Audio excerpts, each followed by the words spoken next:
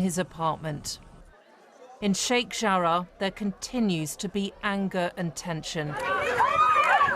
Attempts to evict Palestinians from their homes in this area earlier this month helped start the escalation to the conflict.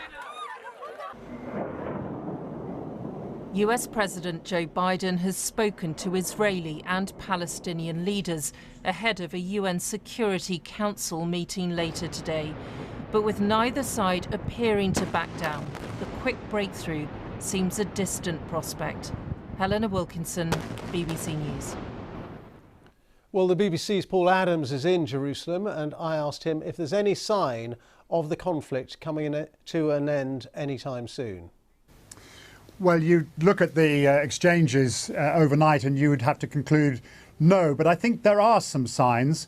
There is quite a lot of diplomacy going on at the moment.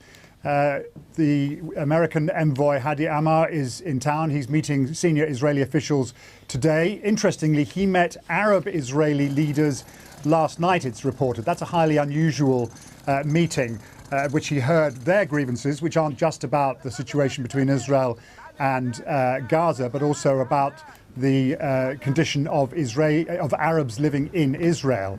So that was an interesting aspect of his diplomatic effort.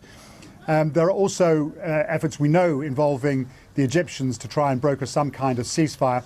And we're beginning to hear some reporting here in Israel that suggests that the Israeli government feels that it is reaching the point, and this happens every time an episode like this happens, where it has achieved quite a lot militarily, but on the other side of the ledger, the sense of international outrage is mounting, and the awareness of the effect on the humanitarian situation in Gaza is also mounting, and that at some point those two issues connect, and Israel has to decide that it's done enough and it calls a halt. So there are possible signs that Israel is reaching that point.